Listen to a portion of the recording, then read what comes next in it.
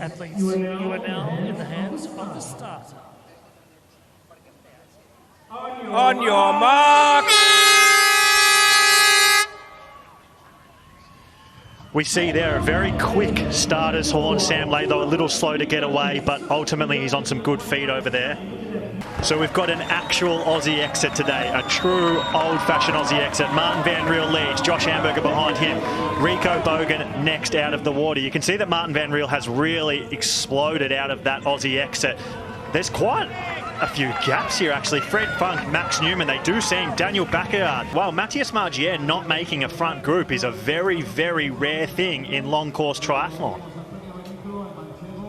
It's going to be a lot of athletes that hit transition together. Martin Van Riel here, looking very calm. Josh Hamburger leading the men out.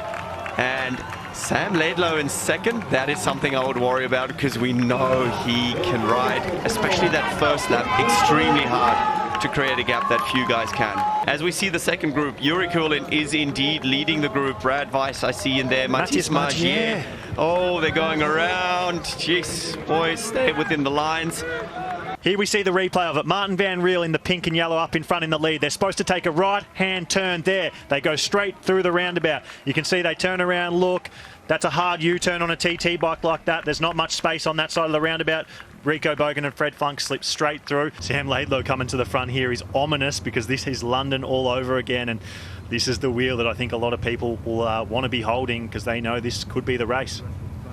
Absolutely, and that is very, very impressive. I mean, to go through all the way through the group from the very back in such a short space of time. Little climbing section. So this is probably what you would normally describe as a false flat. I would say probably a 3% gradient. Very pleasant to ride. But Martin Van Riel realizing he's got to get to the front of the group. Otherwise, it's going to be see you later from Sam. Nice slow. Oh, Alistair Brownlee's front wheel just slightly letting go. That was strange. I didn't see anything there. It didn't look particularly aggressive leaning into the corner. Come on, boys, do some work, says Sam Laidlaw. Clearly Sam Laidlaw has decided to drop off the pace a little bit, and it's Fred Funk, the one who said, well, if no one else is going to shoulder this responsibility, I'm going to go and drive the pace here. And I think we are seeing fireworks to a certain degree here. His face, depending on the light, looks like it's taking on the shape of his color. Oh my gosh, way. I cannot believe it. The first penalty. They were the wrong kind of fireworks. That wasn't what I was asking for. That is... He is right there. So it's just a little bit different. So Alistair Brownlee unclips. He has a 1-minute penalty to serve for the first ever drafting penalty in T100 World Tour history. He looks calm. Do you think he's looking at his data there on his No, I think screen? he's getting nutrition. I think he'd be drinking from the straw. We know you're not allowed to take on anything new, but are allowed to use what is on your person at the time. Yeah. Yeah, that's Ruth Assel standing on the side there. His girlfriend that seems to be talking to him. She's laughing about it, which means it can't be that bad. Almost has that look of like there's never been a penalty. Yeah. We finally get one. What can you do? That kind of like exacerbated You finally have laugh. a good day. You're finally in the front of the bunch. Everything's coming together and something has to happen. Exactly. Sort of like it's funny, but it's really not that funny. A minute, I was just thinking that a minute feels like such a long time, doesn't it, when you just stood there waiting as he clips in, heads off to a bit of a cheer. But as we predicted, he is completely on his own, no other athletes in sight just at this point, so he's going to have a lonely final lap out on the bike. Shows you though, here we go, and this is Sam Laidlaw, a lap later than I predicted, but he is having a crack. And we did see in the first lap that Sam was going 81 down this climb. And we can see that play out in front of our eyes as Rico Bogan gets a jump out of T2. The man who came third in the 3-up sprint finish in San Francisco is taking charge of today's race, and the young German 70.3 world champion Rico Bogan is the one taking charge as we see Martin Van Riel in second and Sam Laidlaw in third, with Fred Funk and Mick Anoot in fourth and fifth. 1.5 kilometres into it, and we have a lead group of three. The young German Rico Bogan, the Ironman world champion, the French-British athlete Sam Laidlaw, and the undefeated over this distance Martin Van Riel, coming off a disappointing Olympics, making up this front group.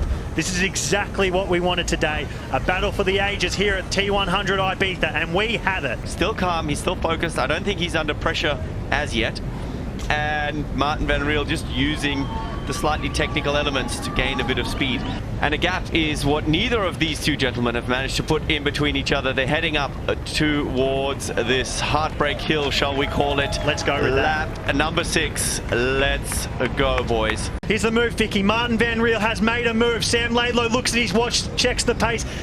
He can't hold on. Is this the decisive move of the day? Martin van Riel, the T100 San Francisco champion, here today at Ibiza on his next stop on the T100 World Tour, has broken Sam Laidlow and he's running away with the race with 3.3 kilometres to go. Can Sam Laidlow rally and hold on here? Can he fight back onto Martin van Riel's shoulder, or has he lost the race here with 3.3 kilometres to go? 15 kilometres down in today's run here at T100 Ibiza, and Martin van Riel has put down the hammer. He has dropped Sam Laidlow. Sam Laidlow holding tough. He's looked at his watch. He's checked the pace. That means it's hot. Can Sam Laidlow rally? Can he fight back one more time here today? We saw him locked in that battle in London where he fought for bitter life to the end of that race. Can he rally again today, or is it just one step too far? And has Martin van Riel finally broken Sam Laidlow? And is this the move that decides the race today here at T100 Ibiza? It's been the ultimate all-round performance from Martin van Riel today. He knew exactly when to push the button and to go all in on the run, and he hasn't seen anybody since. Sam Laidlow just unable to respond. Fantastic day of racing from him, a really complete performance. Has surprised us time and time again, Sam Laidlow, but just couldn't match this man today. Martin van Riel, he has been exceptional. To a degree, be happy, reaching out for a high five. He doesn't even get it. Martin van Riel leaves him cold. I think he noticed. Love a bit given too late. as he was, in fairness, looking the other way. I don't think he actually saw him. But it has been a masterpiece of a performance here. And I think even Sam Laidlow is going to be happy with second place, considering the rest of the season building. Martin van Riel, he won T100 San Francisco on debut of the T100 World Tour.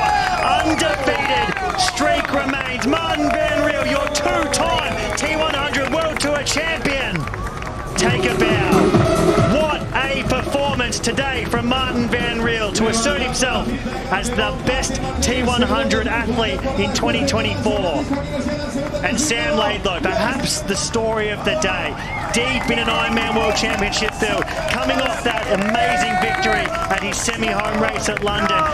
He's been pushing the pace all day today. Sam Laidlow, second place here at T100 Ibiza. Bravo, bravo. Another podium performance here. He was deeply disappointed in Singapore, but we see Mika Noot, high fives, fist pumps as he comes in for his next podium on the T100 series here in Ibiza. Mika Noot's highest ever finish on the T100 World Tour, his first podium.